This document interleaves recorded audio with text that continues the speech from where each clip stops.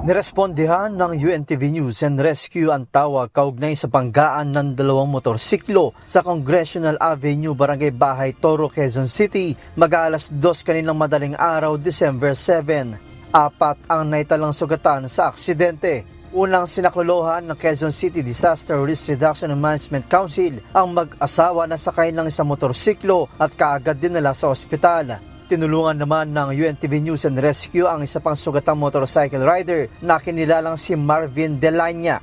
Nagtamo ito ng gasgas sa dalawang kamay, kaliwang tuhod at hiwa naman sa bahaging kilay. Dito sa sir, kilili? Wala.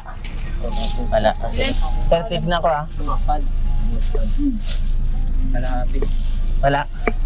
Wala, masakit. Sige, iwan naman ng bite, sir. Magkatuwang din na nilapatan ng pawang lunas ng UNTV Rescue at Philippine Red Cross ang angkas nito na nagtamo ng minor injury sa kamay. Ayon sa kasama nito sa trabaho, galing sila sa bahay na kanilang kasama. Magkakasunod po ngayon. Magkasunod kami, naiwan na lang nila ako.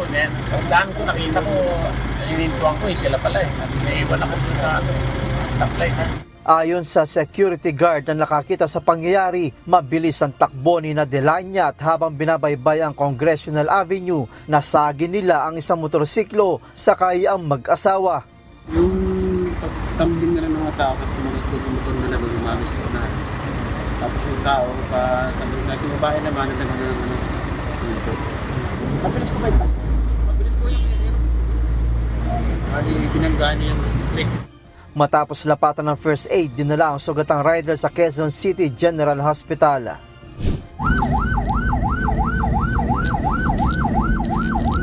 Tatlo naman ang sugatan sa isang aksidente sa Area 9 Luzon Avenue, Barangay Old Balara, Quezon City, alas 12 na madaling araw kanina, December 7. Nirespondihan ng UNTV News and Rescue ang insidente. Nadatnan ng grupo na nasa gilid na ng kalsada ang 3 tao na sugatan.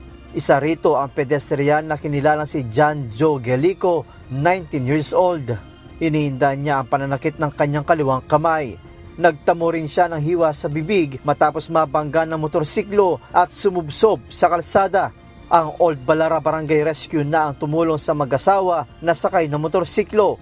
Ayon sa mga residente, nabangga ng motorsiklo si Gelico habang papatawid sa kabilang kalsada. Dinala ng UNTV News and Rescue Team ang pedestrian sa East Avenue Medical Center.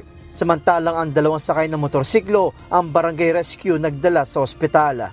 Joshua Antonio, UNTV News and Rescue. Diyos ang aming sandigan, serbisyo publiko ang aming pinahalagahan.